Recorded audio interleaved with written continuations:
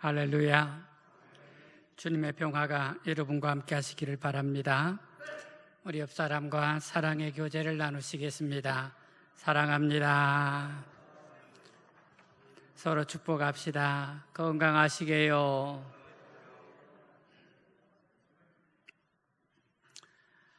더운 여름 건강하게 지내시기를 바랍니다. 휴가철입니다. 좋은 데로 다녀오시기를 바랍니다. 요즘 휴가철에 가장 붐비는 도시가 있다 해서 소개하오니 모두가 함께 잘 다녀오시길 바랍니다. 그 도시 이름이 방콕이랍니다. 방콕에서 평안한 쉼이 있기를 바랍니다. 어느 성도가 경건하게 아침 기도를 드리고 있었습니다. 그는 기도 중에 하나님께서 그에게 이렇게 물으신다고 느꼈습니다. 너에게 난 누구냐? 기도하는 중에 하나님께서 너에게 나는 어떤 존재냐? 이렇게 묻는 것을 느꼈습니다. 이 성도는 자신의 마음에서 들려오는 이 질문을 듣고 자신에게 하나님이 어떤 분인지를 생각했습니다. 나에게 하나님은 어떤 분이실까? 그런 후에 자신의 마음에 떠오른 생각으로 대답을 드렸습니다. 네, 하나님은 저에게 있어서 항상 첫째이십니다. 하나님은 첫째라고 대답을 드렸습니다. 그렇게 대답을 한 후에 스스로 생각하기를 그래도 내가 대답을 잘했구나 하고 생각했습니다. 그런데 이렇게 대답을 하고 나서 그의 마음에 하나님께서 이 대답을 기뻐하지 않는다 하는 생각이 들어왔습니다. 이 대답이 뭔가 부족하다고 느낀 것입니다. 그는 하루 종일 고민을 했습니다. 뭐가 잘못되었지? 내 대답에서 뭐가 문제지? 하고 하루 종일 이 문제를 가지고 생각을 했습니다. 그러다가 저녁 무렵에 비로소 마음에 들어오는 것이 있었습니다. 다음날 아침 기도 시간에 그는 스스로 물었습니다. 나에게 하나님은 어떤 분이신가? 그리고는 하나님께 자신의 대답을 드렸습니다. 네, 주님은 저의 모든 것입니다. 이 성도는 하나님께서 비로소 이 대답을 기뻐하신다고 느꼈습니다. 여러분, 언뜻 보기에는 그럴듯합니다. 하나님은 나의 첫째가 되십니다. 이 말이 언뜻 보기에는 그럴듯해 보인다는 것입니다. 그런데 하나님은 우리에게 첫째가 되는 것을 기뻐하지 않으십니다. 하나님이 첫째라고 하면 그 다음에 둘째도 있고 셋째도 있다는 뜻이 되겠습니다. 만약 제 아내에게 제가 이렇게 말했다면 어떨까요? 나에게 당신이 첫째입니다. 둘째는 미스 고고, 셋째는 미스 리고, 넷째는 미스 정이요 하면 아무리 착한 아내라도 설거지하다가 접시를 던져버릴 것입니다. 그렇지 않겠습니까? 아내가 아무리 첫째라고 고백을 해도 뒤에 둘째도 있고 셋째도 있대 가면은 어떤 사람이 참아내겠습니까? 그런지 여러분, 하나님이 우리의 첫째라는 말은 근사한 것처럼 느껴지지만 하나님은 우리의 전부이신 것을 믿으시기를 바랍니다. 하나님이 여러분의 전체가 되기를 주의 이름으로 축원합니다. 오늘 말씀은 하나님과 화목하고 평안하라 그리하면 복이 내게 임하리라 하십니다. 여러분, 이런 말씀들은 여기에 딱 좋습니다. 여러분, 성경 말씀을 우리가 다 외워서 신앙생활을 하는 건 아닙니다. 그런데 성경에 있는 여러 구절 중에 한두 구절이 내 마음속에 계속 살아있으면 우리 신앙이 지속적으로 흔들리지 않고 유지되는 것을 믿으시길 바랍니다. 그래서 여러분, 이런 말씀들은 짧고 쉬우니 항상 마음에 두고 살기를 바랍니다. 한번 따라서 합시다. 너는 하나님과 화목하고 평안하라. 그리하면 복이 내게 임하리라. 여러분 쉽죠? 두 구절씩 두 단어씩 읽어가시면 되겠습니다. 너는 하나님과 화목하고 평안하라. 그리하면 복이 내게 임하리라. 사람이 하나님과 참된 관계 속에 있을 때 복이 오는 줄로 믿습니다. 오늘 주의 말씀을 나눌 때 주님으로부터 은혜가 저와 여러분께 있기를 바랍니다. 한번 따라잡시다. 우리는 말씀 안에서 하나님과 관계를 맺습니다. 자, 여러분 22절 말씀을 잘 보시겠습니다. 같이 읽습니다. 청하건대 너는 하나님의 입에서 교훈을 받고 하나님의 말씀을 내 마음에 두라. 사람이 사람과 관계를 맺을 때 그의 말을 들어주는 것으로 시작합니다. 말을 듣고 말을 하는 것으로 관계를 맺는다는 것입니다. 말을 들어주지 않으면 관계 형성이 안 됩니다. 말을 들어주고 주고받을 때 관계가 세워집니다. 여러분, 사람이 서로 말을 하고 말을 듣는 것을 가리켜서 사람들은 말을 섞는다 그럽니다. 말을 섞는 것이죠. 내가 말을 하고 남이 하는 말을 들으면서 우리는 말을 섞는 것이죠. 이 말을 섞는 과정에서 관계가 형성되는 것입니다. 서로 말이 없으면 관계가 세워지지 않습니다. 한 교회, 같은 교회를 다니는 성도를 할지라도 서로 주고받는 말이 없으면 먼 이웃 사람처럼 느껴지게 됩니다. 사람이 하나님과 관계를 맺는 것도 그렇습니다. 사람이 하나님의 말씀을 들으면 하나님과의 관계가 형성됩니다. 하나님의 말씀이 그 사람의 마음속에 있으면 하나님의 사람이요 하나님과 관계가 있습니다. 시편 1편 1절부터 2절 말씀은 복 있는 사람을 이렇게 말합니다. 복 있는 사람은 오직 여호와의 율법을 즐거워하여 그의 율법을 주야로 묵상하는 사람입니다.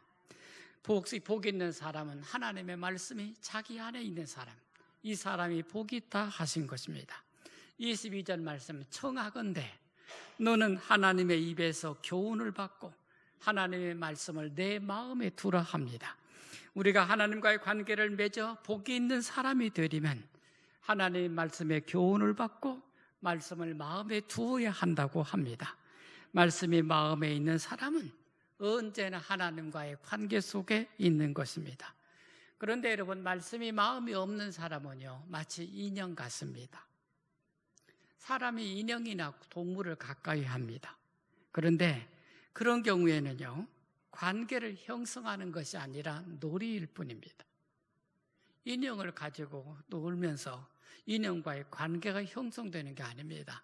가지고 노는 것이죠. 동물도 그렇습니다. 집에서 동물을 키우지만 동물과 인격적인 관계를 형성하는 것이 아닙니다. 인격적인 관계는 서로 말을 주고받아야 형성되는 것입니다. 우리가 하나님과 인격적인 관계를 맺어야 합니다. 그래야 복이 온다는 것입니다.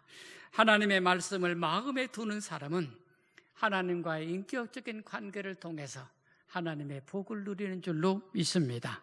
다음에 성경은 하나님의 말씀을 마음에 두는 사람의 삶을 쭉 이야기를 합니다. 23절은 불의를 멀리 한다고 합니다. 24절은 세상 보물을 하찮게 여긴다고 합니다. 25절은 하나님께서 그의 보물이 된다고 하십니다. 26절에 가면 이제 하나님이 그의 기쁨이 된다고 말씀합니다. 여러분, 하나님의 말씀이 마음에 있는 사람은 그의 삶의 변화가 오고 삶이 전환이 된다는 것을 기억하시기를 바랍니다. 말씀이 마음에 들어온 사람은 새 사람이 되는 것입니다. 그 사도 바울은 그 새 사람의 모습을 빌립보서 3장 8절에서 이렇게 말합니다. 모든 것을 해로 여김은 내 주 그리스도를 아는 지식이 가장 고상하기 때문이라. 내가 그를 위하여 모든 것을 잃어버리고 배설물로 여김은 그리스도를 얻고라고 말합니다.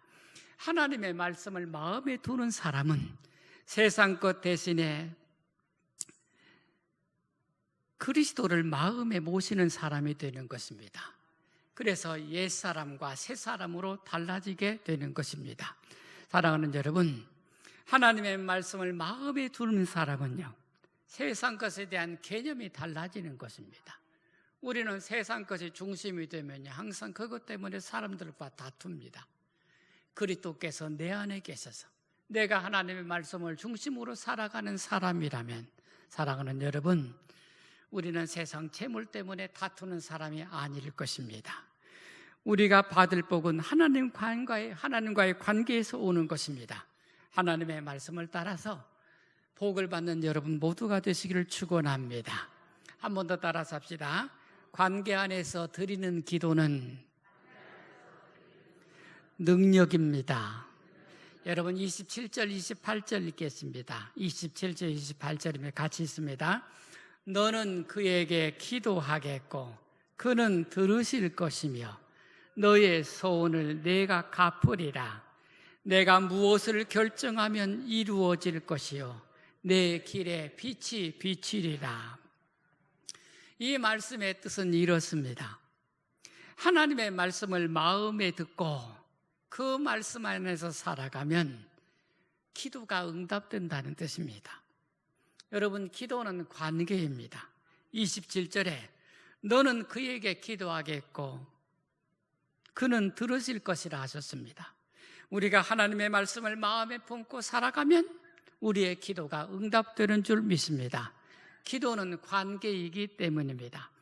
요한복음 15장 7절에서 주님은 이렇게 말씀하셨습니다. 너희가 내 안에 거하고 내 말이 너희 안에 거하면 무엇이든지 원하는 대로 구하라. 그리하면 이루리라 하셨습니다. 우리가 주님과 사랑의 관계 속에, 주님과 참된 관계 속에 있으면 우리의 기도가 응답된다는 뜻입니다. 기도는 관계 속에서 이루어지는 것입니다. 우리가 하나님께 기도를 드립니다. 그런데 우리의 모든 기도는 전부 다 예수 그리스도의 이름으로 하는 것입니다. 우리는 기도의 끝에 예수님의 이름으로 기도합니다를 붙이게 됩니다. 우리의 기도가 다 예수님의 기도로, 예수님의 이름으로 올려진다는 뜻이 되겠습니다. 우리가 예수님과 생명의 관계 속에 있기 때문입니다. 사랑하는 여러분, 사람이 다른 사람을 돌보고 사랑하고 살아가는 것이 마땅합니다만 여러분, 그게요 말처럼 쉽지 않습니다. 관계가 이루어지지 않으면 사랑하기도 어렵고요, 그렇게 되는 일이 쉽게 되는 게 아닙니다. 남의 자녀가 아픕니다. 옆집 자녀가 아파요. 당연히 사랑하고 돌봐줘야죠. 그런데 옆집 자식이 아픈데 내가 돈 쓰는 일이 있습니까? 옆집 자녀가 아프면요, 그 부모가 하겠죠. 하고 그냥 아프다고 해서 넘어가죠. 그런데 내 자녀라면 어떻습니까? 내 자녀가 아프면요, 당연히 그를 위해서 돈을 쓰고 치유를 위해서 노력을 하게 됩니다. 아무것도 따지지 않습니다. 그냥 자연스럽게 나오는 것이죠. 기도도 그런 것입니다. 너는 그에게 기도하겠고 그는 들으실 것이라. 우리가 하나님과의 말씀 안에서 관계 속에 있으면 우리가 드리는 기도가 자연스럽게 응답된다는 뜻이 되겠습니다. 다음에 28절은 더 나아가서 이렇게 말씀합니다.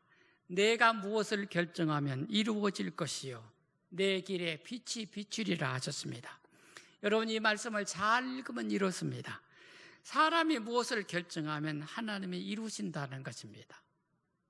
여러분, 우리가 기도를 하면 이것을 해 주십시오 하면 보통 기도는요, 하나님이 결정하시는, 해 주실지 않을지를 하나님이 결정하신다는 뜻입니다.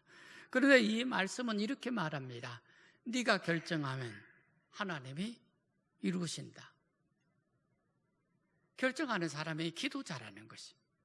어떤 사람, 하나님과 말씀 안에서 하나님과 교통 속에 있고 하나님과 관계 속에 있는 사람에게는 기도자가 결정한 것을 하나님은 시행하신다는 뜻이 되겠습니다.